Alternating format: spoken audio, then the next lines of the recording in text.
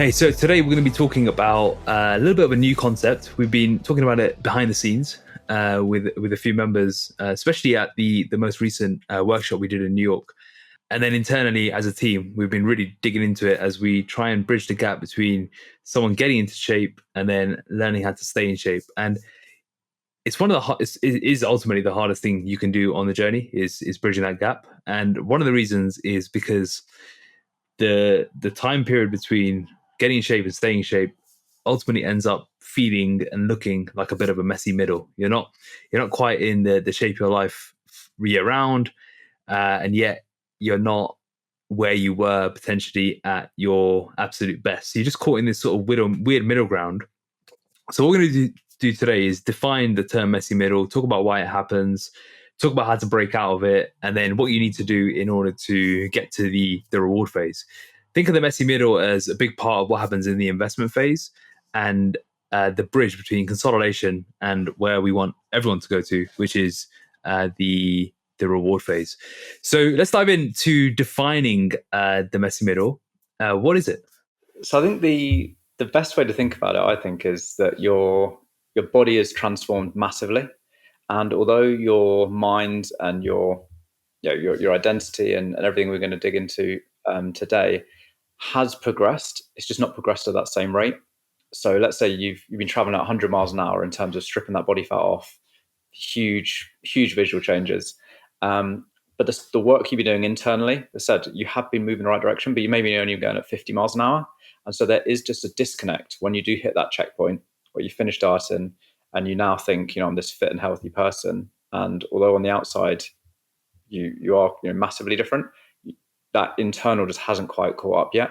And I know like the kind of analogy used before is potentially you've gone from like 90 kilos down to 60 kilos, but you've maybe still got the brain of someone who's 80, 85 kilos. And it just takes more time, more proactive effort during that time for your brain, your identity to catch up with where you are physically, to make sure they are paired up and help you then maintain a lifestyle based on the body that you want, rather than reverting back to a lifestyle that's based on the brain you have at the moment. Yeah, and I think people underestimate how big that psychological lapse is. People think, it happens at the same time, but what's different is when you're going through a weight loss journey is you're so motivated to make a change and you've got a deadline in front of you, which amplifies the motivation and amplifies the urgency, but it's not really you at that point. It's like you're riding off like an excitement of new body, every week there's weight coming off, you've seen things you've never seen before, you're doing things you've never done before. And then the real life sort of settles in on the other side. And that's when you're like, actually, now that I haven't got a plan, what do I do? How do I manage this? And that's where the messy middle kicks in, because you want all the benefits of being in great shape without the trade-offs of what someone who's in great shape year round without constant external motivation has. And that's a really difficult place to be. We haven't got the wedding, the photo shoot, the holiday, I just need to get my shit sorted, which is, often the biggest motivator of them all. It's difficult. And then, you experience a death by 1,000 cuts back to the starting line if you don't come out of the messy middle in the right place. So why don't we talk about what are some like classic symptoms? Like if someone's listening to this thinking, all right, am I in this messy middle? Am I not? Like I'm above it, or I don't need to worry about the thing. How do you know if you're in this weird place? I would say if you're post checkpoint, so you've got into great shape, but you're questioning in your head, is this sustainable? Or even just questioning, how do I sustain this? Then you are probably in the messy middle, because you've got a body that you now want to sustain, and maybe that isn't exactly what it is at checkpoint, but you're going to be in and around that range. But if you're not sure of how you can, either just from an X's and O's of what do I need to do on a day-to-day basis to sustain it perspective, or a case of you're just questioning your own ability of, I just don't know how I can draw on this much motivation on a daily basis to kind of just push myself through. It feels like you're hitting your head against a brick wall. There's only so long I can keep doing this to keep hold of it. The vision in my head's kind of like treading water. You're trying to swim as fast as you can, but you're just working so hard just to stop yourself from drowning. I think if you're feeling at all like that, then you're bang in the middle of this messy middle, or at least entering it. But I think in terms of like practical examples, the main things that would come to my mind would be, how can I, well, I've got in shape following a meal plan. Maybe it's one or a few, but how can I start to move away from that without just piling on all the weight again? It's my partner's or my kid's birthday coming up. Can we go out to eat? Can I actually eat with them? Or even if I can eat out with them, can I do it without being really nervous beforehand and then potentially, worried about stepping on the scale the next day? It's potentially in terms of more of like the activity side of things, like how am I going to actually keep hitting these targets long term? I could suck it up and get out in the rain to do my steps or whatever when I was 2 weeks out from the shoot, but how am I meant to keep this going longer term? What happens once Christmas is coming up, or we've got the family holiday next year? These things are in your head. If you're worrying about them, then you're probably in that messy middle of just haven't quite connected the dots up fully. Yeah, I think the worry emotion is probably the biggest one. The worry or the fear or the guilt or that sort of like mini dread of every event, or thinking like, oh, I can't go out to eat anymore. Like, I'd rather do other stuff. Like, well, if you're not living like a normal life, I think those are like the biggest ones. Or you're unsure on how to act. You don't know how to act in these things. You don't know what to do in certain scenarios. I think that's when you're definitely in the messy middle, because it's like almost like a split identity. You got the old you in the new body, and you don't really know how to live in it. So as a result, you've got this constant fear of like losing the progress, and yet you don't want to reintegrate, and then there's this constant battle. So you end up just doing like mini yo-yo diets all throughout the week, because you go out and you have a bit more than you expected. You feel unhappy about it, so then you say you're back on it. Then you go through the week, and it just repeats and repeats and repeats, and you never really get out of it. So you don't really, and then you don't make any progress in the investment phase, like with your training, all your nutrition, all your habits. And a year later, you could probably have you might not be back to where you were, but you'll just be in the middle again. It's a messy place to be. Yeah. I think actually what you described there is probably the best detector if you are in it or not. If you, Monday to Friday, are too scared to increase your calories up to like a maintenance, you're trying to just stay in this deficit, and you're all in this new identity kind of place. But then as soon as the weekend comes, you're straight back to the old identity, and you're basically living the weekends or so whenever you're socializing like the old you, and then trying to do this 5 days versus 2 days over time for a death by 1,000 cuts, that turns into 4 days versus 3 days, etc. But if you're trying to do this kind of split personality thing across the week, these split identities, then that's probably actually the best indicator that you're on that messy middle for sure. Yeah, it's like you're spinning your wheels with like nothing to really show for it. Like, you think you're working hard, but you're not getting stronger in the gym. You think your physique's improving, but nothing's changing. You're not in beach body condition, but you feel like you're doing beach body regime sort of thing. Yeah. So it's the worst of both worlds, isn't it? And I think it can burn people out if they're not careful. Yeah. If I think back to the kind of the times when I've been least happy and probably like in the least healthy place with the whole health and fitness side of things, it was when I was stuck in that messy middle period. It was after the first time I got into like properly good shape, and I was probably stuck there for, I'll probably say a good 6 months. And that could for some people last a lot longer potentially, but it was a tough time. And I think I never went from being really overweight initially, so I wasn't coming potentially from such like a painful place initially when getting into shape. But for me, that was definitely like my low light of my fitness journey, and mentally it's just really taxing, because I think it's very easy to think that you'll get into shape, you'll hit that checkpoint, and then all of your problems in life are kind of almost sorted. So not only do you have that worry and the anxiety around the stuff, but you also, I think, are just in this biggest reality check ever of just, oh, actually, I've got a load of work still to do, and it wasn't that just everything sorted just because I pushed through that end of the diet. And I think, to be honest, that's why a lot of people end up getting burnt out of the whole fitness thing. There's obviously a huge drop off of people trying to get in shape then to get into shape. But I was thinking just before we started recording this, the fitness industry's got kind of sometimes has a bit of a bad name or can get a bad rep. But I think a lot of it is actually people just never really mastered the messy middle. Like they can talk, how many times have you heard about like the bikini competitor who got into shape, did a couple of shows, but then never really grasped like not just rebounding afterwards, or bad relationship with food and all these things. And I think there's loads of people who've got in great shape and now probably bash it quite a lot, but actually it wasn't the getting in shape that was the issue. It was the fact that they just never got out of the messy middle. And that was kind of where their journey ended. Yeah, that's when you hear like getting shredded is a bad thing. Yeah. But I think if you don't keep pushing through and get out of that messy middle, it's so mentally taxing that I can understand why people would start to question things for sure. Well, I think in the messy middle, what it does is, if like you said, you have to then face your own shit, and you have to start realigning your values.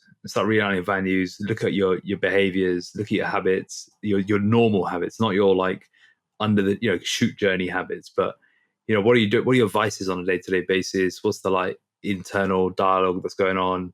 What decisions have you been procrastinating on for a year? And we'll come on to that shortly in like the 4 shifts you need to make. But I think this is where it gets really tough, because you may have been using food as a vice, for example, for years and years and years, and you were okay to squash it for like 6 months. But then as soon as you come out the other side, it just starts appearing more often, once a week, twice a week, 3 times a week. Like you said, like goes from 5-2 diet to the 4-3 to the 3-4 to like, I'm just back to normal. So now why don't we go into like the next bit then, is like, what are the shifts that you need to make? And then we're going to like how to break through. So, we've got the 4 identity shifts framework. Do you want to start rolling? Should we roll through that? Yeah. So the first one is the internal identity shift, which is really just like how we view ourselves. In that, potentially, if someone's been out of shape and not prioritize their health and fitness for 20, 30, 40, potentially longer years, how that person views themselves probably isn't someone who is fit and healthy. And although they might have done a really good job of prioritizing that across the last 6, 12, 18, 24 months, whatever, still probably not viewing themselves as the person, well, as their new body would suggest. And so getting more used to being, thinking of yourself potentially, it doesn't have to be an athlete, but having a bit more of that athlete mentality around, like you're really looking after your body. You're wanting to make sure you're getting enough sleep. A lot of these things are things that just they haven't prioritized for a long time. And as much as they've done this push through the fat loss phase, can almost be, kind of viewed as a challenge, or, it's not that hard to get really hyped up for a short-term thing. But now just being someone who just always cares about their sleep, remains hydrated, these things can just can take a little bit of time before they really feel natural to that person. I think especially like with women, I don't know if I'm sure you'll experience the same, but with women, it might be the first time in their life they don't associate fitness with fat loss. And so who are you, like when you ask yourself, like, who am I when I'm not dieting? It's like, well, I don't know. Like, that's the only fitness version of myself I know. It's like, I'm on a diet. And so there's this whole thing of like, I don't know how it is to identify as like a fit, strong woman who, just does fitness because it's fun. It makes me feel good. I want to get stronger. I want to actually improve on. Like it's an area to improve on, not just to like run away from weight that you want to get rid of. And I think that's the big first identity shift. And it applies to guys as well. It's like, they'll be wanting to get lean for their holidays, or they want to like do something extreme, like, oh, I want to cut alcohol for a period, or I want to cut sugar, and you just do extreme stuff to try and like feel a bit better. But fitness is never, or health is never associated with like, this is just part of who I am. It helps me in all different areas of life. And I think that's the first big shift people have got to make. And you can apply that to any part of your life that you want to improve on, or you want to step into a new identity. It's like, how do you view yourself? So when you're doing this question, like, how do you view yourself? What are you trying to get? What are you trying to nail down on? Like, what sort of answers are you looking at? I am someone who is. Yeah, I think starting off by having some like core behavior. So you can either go, I am someone who is, or I am someone who does. So for example, like, or does not, I think is even potentially an easier place to start. So I'm someone who doesn't hit snooze on the alarm in the morning. I'm someone who doesn't miss workouts. I'm someone who doesn't give in to peer pressure. And then I guess if you go through all of the do nots, you can probably flip them around and be a bit more positive to the things that you do. But I think that can really start to frame how you start to view yourself, because I think when you mentioned some of the guys, I think it's probably going to be really common is viewing themselves as the big guy. It's almost like the big guy is almost like a personality, isn't it? Like they're kind of normally the joker. They're always eating and drinking a lot, and probably being a little bit like taking the mick out of themselves a little bit. And it's like a popular kind of character in the group normally. And it doesn't mean that you can't still be popular or a funny guy or anything, but if the big guy now isn't on the beers or having seconds or thirds at the dinner table, or kind of making some of those jokes about themselves being big and that kind of side of things, it's suddenly quite a different kind of vibe to it. And that's where I think you said, maybe with more commonly with the women, it's like if fat loss is not the goal, like what kind of am I doing? For some of those guys, it's almost like, oh, if I'm not the big guy, like who exactly is Ed or Akash or whoever. Also, the all or nothing personality as well. That's another one that you'll see common. One that only is only doing an extreme. You're either like in amazing shape or you're just all over the place. I think that's another common thing you see in men and women as well. Is the breaking the all or nothing, and this is all part of like coming out in the middle. And one useful exercise you can do is I've done in other areas of life is you split the page down the middle. A friend of mine told me to do this in a different context. And he said, put at the top, like, who do you want to be? So let's say in this one, it's like, I am a healthy, just put a healthy lifestyle at the top. And then on the left, you have your do's, and on the right, you have your don'ts. And it's like if you just play the game of the opposites. And you highlight, you can really see on a piece of paper all your bad habits and all your either mental or physical bad habits. So, you said, don't give it to peer. I am someone who makes my own choices when it comes to my food, versus I am not someone who gives into peer pressure, as an example. I am someone who can manage my stress without needing to eat food, versus I eat a bag of chips whenever I've had a bad meeting. These sorts of things. You can just highlight all your do's and don'ts, and you can just see it like black and white. That's who I need to become, or I need to see myself as. And that can really be a good starting point. Yeah. And the great thing is, at this point in the journey, although it isn't absolutely solidified into this new identity, you are started already to accumulate this proof that you can do it and that you do these things. The fact that you've got to your checkpoint means that you must have already accumulated a lot of proof that you can act in a different way. And the more that proof accumulates over time, the easier it is to believe this new identity. Exactly. Cool. So the next one is the external identity shift. So how others view you. And this is in the context of like, what do my friends and family expect of me now? So now there's no diet. Now there's no like, oh, I'm doing this for a wedding. I'm doing this for a shoot. I'm doing this because I'm trying this RNT thing or whatever it may be. Now, what do they think? What's the dialogue there? That's the big one. So what have you seen to hear be the problem? And then what do you need to reframe? The reality is that the support or lack of support that you get from the people around you, especially like your close circle in life, just makes this process so much easier, or potentially so much harder. And then you'd hope that during that process phase, you're getting a load of support, and as I said, that it's going to make it a lot easier to get into checkpoint. But not too uncommonly is you get to checkpoint and all your friends and family kind of said, okay, brilliant, like you've ticked off this goal. It's like, okay, so you've run that marathon, like I guess you're going to stop running now, or you've done this, what's the next kind of thing? And getting them to understand that actually it's not just, oh, that was my 12-week diet or 6 months or however long you've been doing it, but this is actually, how I'm going to start living now. Hopefully you've already you've planted the seeds and laid the foundations of that when you've been talking to them up to this point. But really reiterating that and showing them that actually I'm not just this wasn't just to get in shape for the holiday, this was my new way of life. And it's tough because what we're not saying here is that you have to try and change everyone's mind. But the reality is that until other people start viewing you in a way that's more similar to the new identity that you're going to be viewing yourself as, you're still just going to be fighting an uphill battle every time there's a family birthday or a Christmas or anything, because maybe you are, you used to be the big beer drinker or whatever. They're still going to be, pouring you a pint before you've even sat down, or, giving you the crate of beers for Christmas or whatever. And this one can take time, especially if you're not seeing these people regularly. But as long as you're being true to your new identity, over time, the identity in their eyes will then start to change, and it will just make life so much easier. Yeah, I think this is where you can get that crabs in the bucket type scenario. Have you heard that saying of Or like, like pulling you back down. yeah. Yeah. I think that can happen a lot with people. Do you remember the workshop we ran in New York? Like, we don't need to mention any names, but there was someone in the audience who was sharing how this transformation has now created this massive identity gap between him and his wife. And for him, the biggest challenge in this messy middle scenario is the fact that him and his wife are living completely different lives now. He wants to keep pushing into this new identity, but his wife isn't, and as a result, it's causing conflict. Now he hasn't had that conversation. That's one of the things we're going to discuss is like the solutions, but that's caused a massive gap, and that's something that may happen. It could happen in your most like intimate relationships, like your husband or wife or partner, but it can also happen at a wider basis as well, where your friends start dropping off, or like you just find yourself in a bit of a lonelier experience because you don't really know where you fit in yet.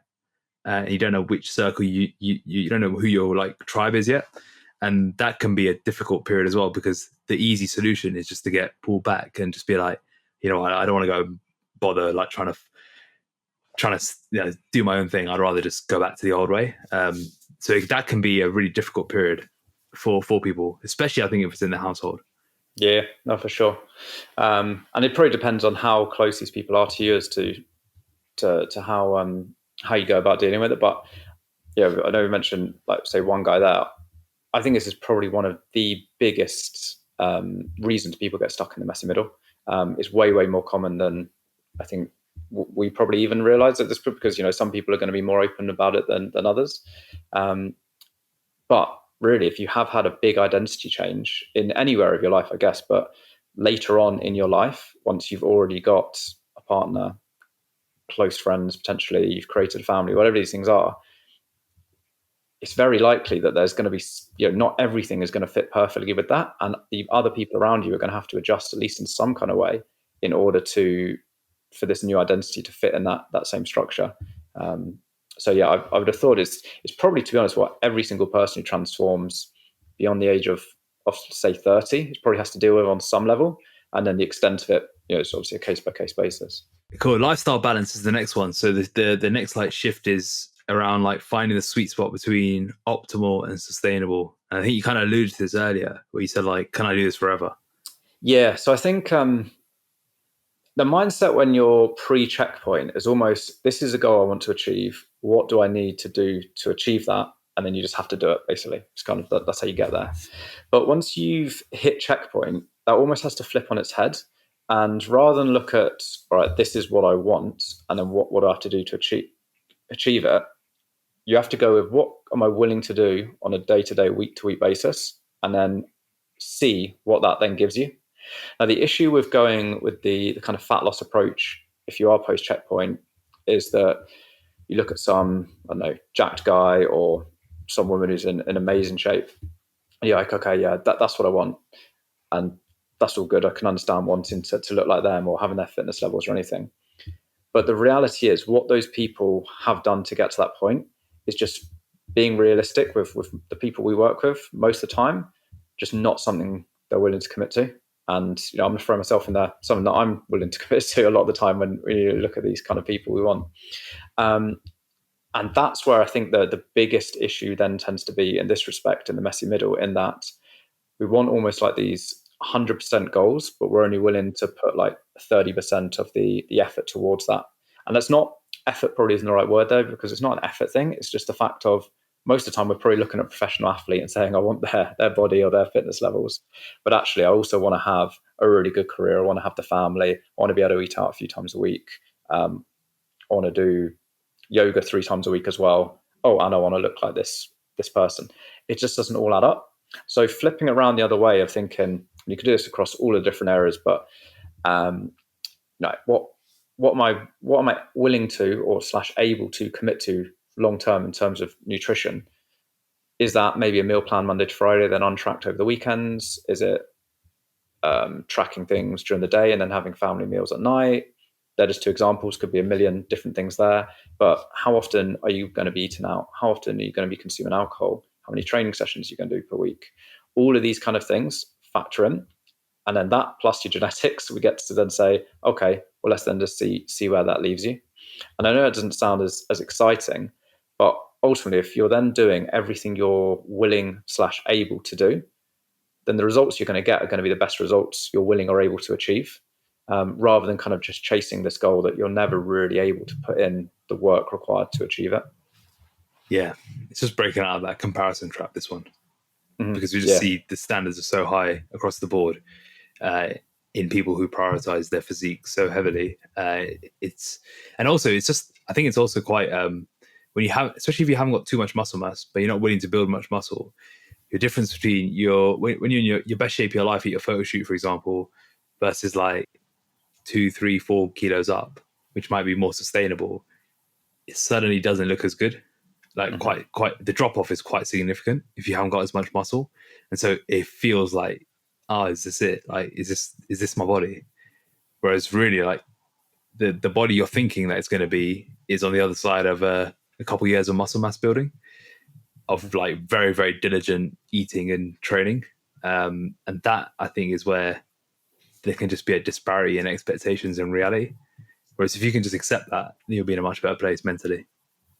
Yeah, and because it's tough, because I think sometimes you're talking to someone who's in early investment, and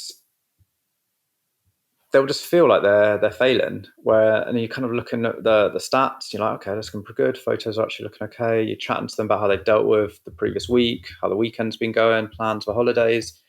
It's like, I've said a few times on calls, like, I actually think you're doing way better than your perception here. And it's because there's this, the result is like this 100% perfect result, but then their actual lives is, no, I have to eat out a few times a week, and we go on holiday once a month and things like that. All like perfectly good and great things for a great life, but the two just don't quite match up. And it's, okay, maybe living that lifestyle gives you the 80% body instead of the 100% body, but you also get to live the life that you want. That actually sounds like a pretty good trade-off. And I think a big part of it, obviously these numbers are made up, but I think I may have even said it on the call, but it's process almost getting to the point where you're willing to accept the 80% body with the lifestyle you want, rather than constantly chasing the 100% body, but without being willing to do the 100% effort on there.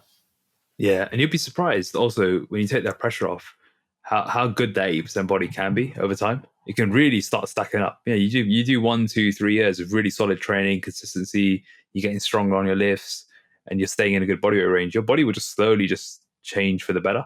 Especially if you're like people we work with, they're still got the benefit of newbie gains to an extent. Like they're still relatively new to structured progressive strength training. They might have been training for years, like with different exercise modalities, but in terms of like a progressive structured training program, they've still got the newbie gains to milk, and they can be really good. Like you don't need to gain much body weight to get much stronger, and that's can change your physique quite drastically over a couple of years. So you'll be surprised how good that 8% body can be. And I think that also that gets factored in there is, when you've just been in really good shape, like you've just been in like photo shoot condition, your perception of what good is or lean is just gets warped, doesn't it? Like, when when you've just come out of a shoot, anything that's not completely shredded, you're like, oh, it's fat, or like, oh, I'm getting fat, or you're like a kilo up or something. And I think that's probably also plays a part into this, especially with like the people who are in earlier investment, because they start to crave the body I had at checkpoint and things. But then, like I said, like you're looking at the photos and you're like, as an outside perspective, you're like, still looking good. We have meetups, like say when we saw everyone in the US, like everyone was looking great. Do you know what I mean? It was like everyone post checkpoint was just in like just look fit and healthy and everything, and they didn't look exactly as if they whipped their top off. They're not going to look exactly the same as they did when they did their shoot, but they're still looking in as a strong, healthy person in great shape. But I think in that early investment, you still got that kind of warped vision of yourself where it's, oh, if I'm not completely, where I was at checkpoint, 1 gram of fat above that is suddenly fat, Yeah, exactly. Well, that kind of comes on to the next bit, is goal recalibration. Now, redefining what success looks like now that fat loss isn't the goal. We touched on it a bit around now that fat loss isn't a goal, you can still enjoy fitness. Like fitness can be still a big part of your life. You don't have to lose weight to be into your fitness. So what are some good goals that you think are actually realistic as well? Everyone likes to say, oh yeah, run a marathon or I said I've done that. So, what are what are like some realistic goals you think actually keep people feeling like they're making progress and successful in their fitness journeys? So I will give like a few actual tangible goals, but I think the thing that determines what you said at the end around like actually keeps people kind of hooked into it and wanting to make progress is aligning goals that you actually care about, in terms of the day to day, what's required to achieve them. Because everyone hits checkpoint, realizes they don't have as much muscle as they thought they did, and then thinks, all right, I'd like more muscle. But if just going to the gym, lifting weights and things doesn't really excite you, I just wouldn't say that's a great goal. Keep in there just from the ability to build some muscle over time and for just general health reasons and things. But I wouldn't then base loads around that. Try and find something that you enjoy, because if you actually enjoy it, then you can get that progression from it. And I think that the progressive element of anything is a big part of what makes it fun and kind of like positively addictive and keeps you wanting to turn up. But in terms of actual kind of examples of goals, I think if you are into resistance training, you want to get stronger, you want to build some muscle, then I would have a look at some of the bigger exercises in your program, and potentially it's a good chance to change them up if you want to do something a bit different. If you've been split squats for the last 9 months and you can't bear to look at them anymore, and you want to try out this hack squat in your gym or whatever, this is perfect time to kind of reset a few of those kind of things. But I'd get some baseline numbers with good form, and then set some strength targets there. I think for most people on like compound exercises, so like multi-joint exercises, your squats, your hip hinges, your pulls, so pull downs and rows, presses. I think for most people, like in the stage of their lifting career that most of the time we work with, 20 to 25% on those lifts, I think is very doable in the next year. And that's for if using good form in both for the same reps. So yeah, you can break that down even more if you want to. I think if you want like a 6-month target, yeah, I think anywhere between 10 to 15%, I think it's doable for a lot of people if they're really up for it. If cardio is something that really excites you, I think booking or trying to work towards some kind of milestone or challenge in there can be great. It's quite dependent, I think, on fitness levels, but can vary from potentially like a couch to 5K. So you're someone who's never identified as someone be able to run, or you identify as someone who can't run, to then be able to do 5K, I think could be really cool. But then even as you work up the scale, 5K, 10K, maybe half marathon. I think half marathon is probably like the top end of something, of a good running goal, without it accumulating or taking over your life too much. I think you can get away with it with a couple of 2, maybe 3 runs a week without having to like really take over, or just some kind of event. I think whether that's like a hike, some kind of like functional fitness event like a high rocks thing, or having something I think you're aiming towards, I think can work really, really well. And I've got working with a couple of members at the moment who've got stuff in, who Stella's got one booked in for the spring, and we started kind of talking about it a bit more, and her effort and her kind of consistency training's just suddenly gone through the roof. I said, like, is this the accountability of the event kicking in? She's like, yeah. And then Manog actually just did a really cool event called Go Ruck. I'm not sure if it's just in the US, but it's like a rucking kind of army style kind of boot camp thing where they throw in different exercises. So there's loads of stuff out there, but I think having something in your diary or your calendar that you're aiming for is a bit of accountability to make sure that you have to keep turning up and keep moving along, can be good. But I started with really the main thing is make it something that you actually care about, because you don't care, it's just going to be too easy just to let it go once that initial novelty's gone. Yeah. And also, if you don't know what that is right now, feel free to just do a bit of trial and error. It's not going to happen on the first attempt. Something you do care about, something you do get excited about. You might book into a few things and do a few things you don't really enjoy. So just try to stick with it, because there's going to be something you enjoy. It just might not be what you expect it to be. The other thing is you want to layer any of those performance goals that you just mentioned with maybe just the ability to stay in a certain weight range. That is obviously part of success, and that will drive all the other things that we've spoken about. Is, all right, cool, can I do one performance thing with one bodyweight range, 2 kilo range that you can stick in? You do that for a couple of years and you won't recognize yourself. So that really is a secret to defining the success when it comes to post checkpoint. But you got to also bring it in together with the internal identity shift, the external identity shift, the lifestyle balance, and then the goal recalibration is probably the most superficial thing. They kind of like we probably went with the deepest first, and then kind of came out. So let's get into like breaking through then. So we've got the 4 identity shifts. Let's talk about breakthrough. So we've said a few times in a couple of years you won't recognize yourself. So we've acknowledged time is a factor here, but there's difference between active time and passive time. Let's go through the difference in each. So like, what's active time and what does passive time look like? Because we know time is it is a case of time, but it's the quality of time. Yeah, time's one part of the equation. It's almost like time multiplied by focus or effort or whatever. It's gonna get you there. So if you're being passive, the way I kind of view that in the real world is really just not facing up to any of these areas. So if you aren't really looking at this, I guess not going through those 4 areas that we just discussed. So if this old identity, you're not kind of trying to address. So the example we used before of you're the health and fitness person Monday to Friday, and then you're the old you on the beers and takeaways all weekend. You can hack your way through maintaining probably not the weight you want, but you can kind of hack your way through for a decent amount of time of maintaining some kind of weight range, doing that approach, because you are using loads of motivation to try and hold yourself in a deficit Monday to Friday. You then binge over the weekend. You go up, and if you actually, most people who do this then start to run away from the scale because it doesn't give them the feedback they want. But if you were to weigh yourself in every day, or like on a consistent basis, you'll find you're getting these big peaks and troughs across like a 7-day rotation there.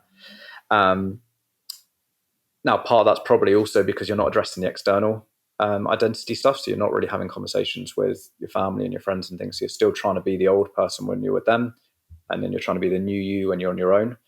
That starts to mess you in the head because you've got this conflicted thing. You've almost got this multiple personality thing going on, and you're constantly feeling annoyed with the person you were yesterday because now you're feeling rough today or whatever it is. You're not really addressing the whole lifestyle balance thing, so you're constantly doing things that you just feel like you haven't got the right trade-off. I think if you're feeling like you're putting in way more work than the results or the progress you're getting back, it's probably a good sign that that's kind of out of whack. And you're having to use a lot of restraint to do the things that you feel you need to. Because ultimately, if you're, let's say you've got the goal of muscle building, but you have to use so much motivation to get yourself to the gym, to actually want to work hard, to doing the exercises, to then make sure you consume enough protein across the day, to get to bed on time before your gym sessions the following day. If you're really having to force yourself and you constantly feel like you're just having to do these things, because someone's telling you to, for example, then again, time can pass, but you're not going to be making any progress on there. And this is probably where, you get 6 months, 12 months, can span out for as long as you want, really, where, as you said, you're kind of maybe roughly maintaining, probably slowly gaining weight, but just feeling more and more burnt out. And I would say that the main thing that really cuts the timeline off is actually just when you just say fuck it and just stop completely, because it's the mental burnout, and how long you can just keep staying in that zone is probably going to determine how long that lasts. Yeah, it's just got to be active. Like this is, I can think about so many different scenarios this plays out in, but it's in this one you've got to be intentional about who you want to become. And if you have no idea who you want to become and what you want that to be, you're going to keep living the same year over and over again, and you'll be 20 years spinning your wheels. You see it all the time, right? So, and I think the mistake people make is they either retreat and they just don't try and live that new life, or they end up back at square one.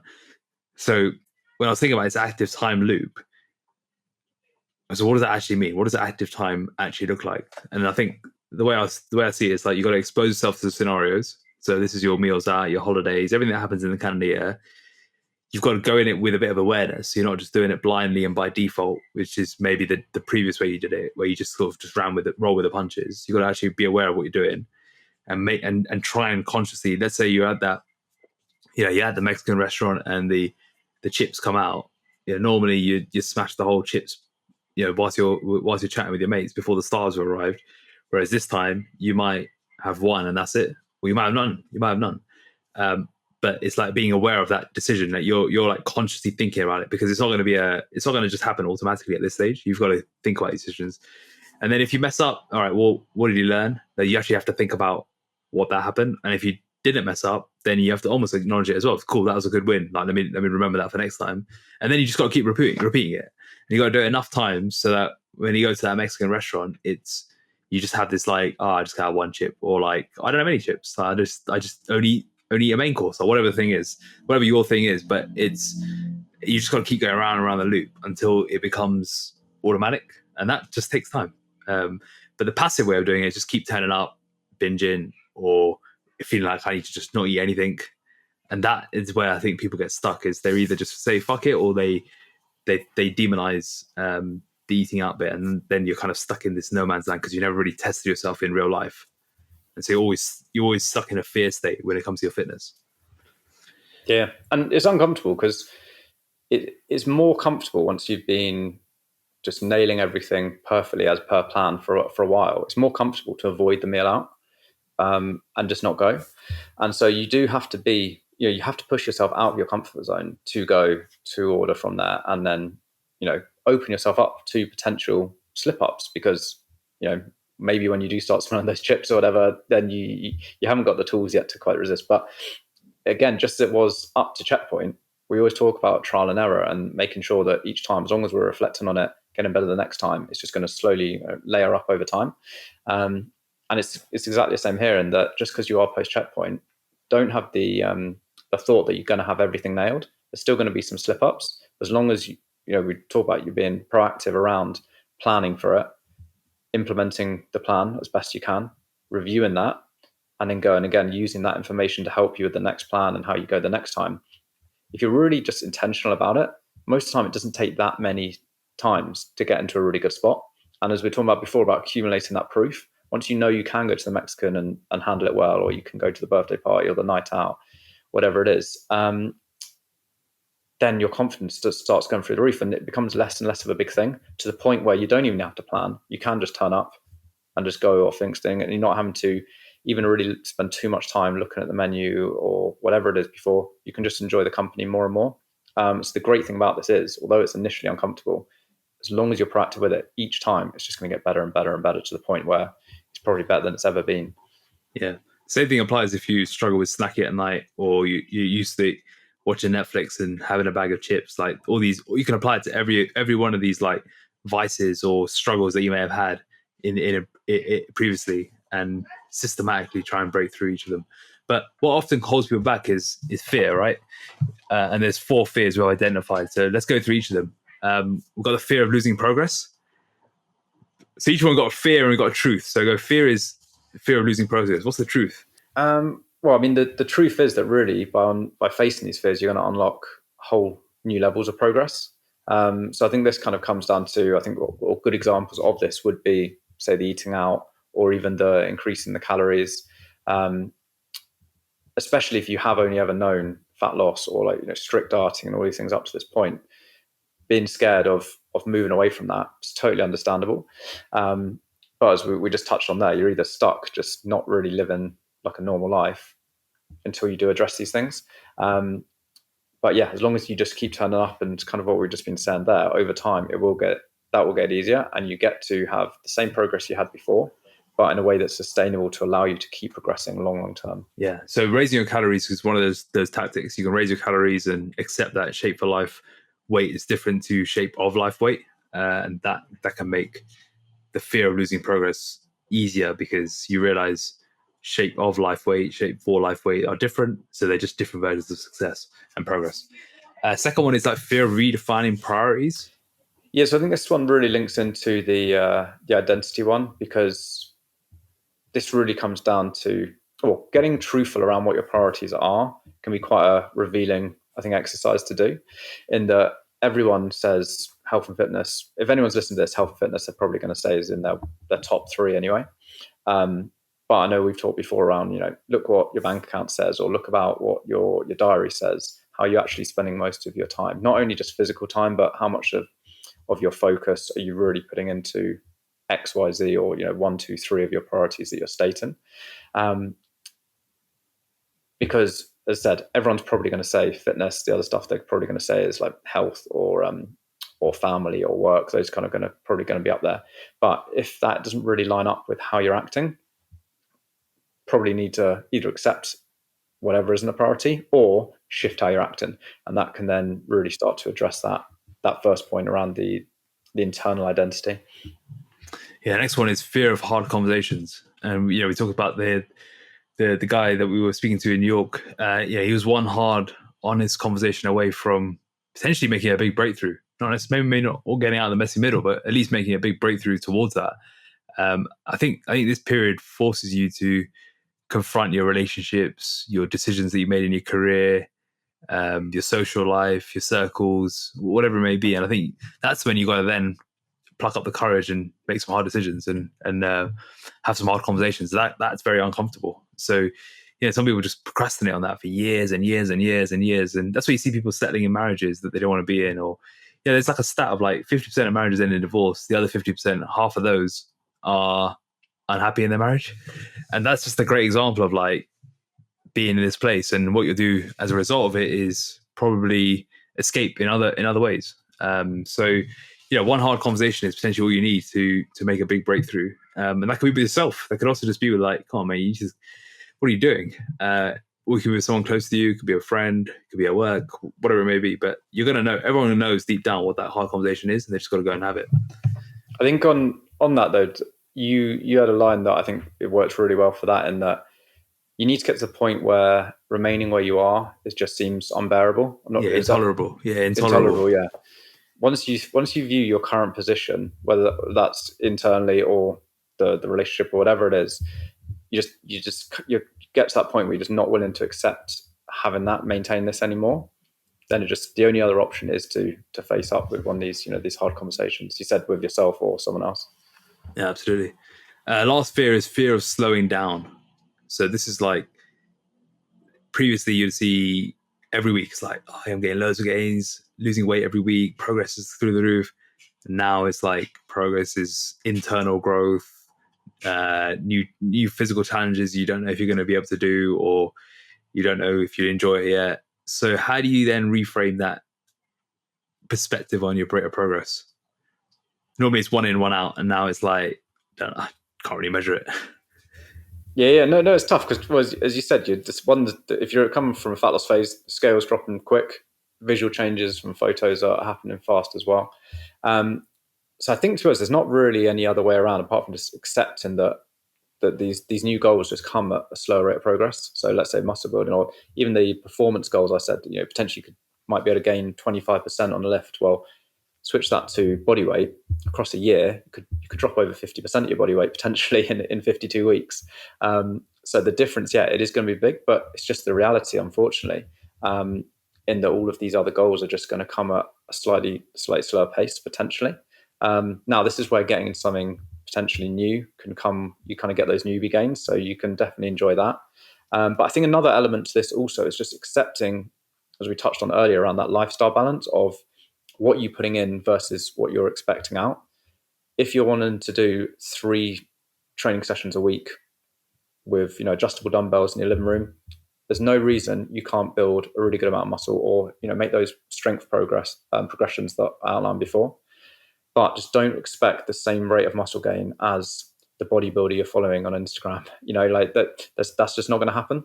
So just making sure you're aware of what are you putting in, and then making sure you're aligned with the rate of progress that you can then get back from that.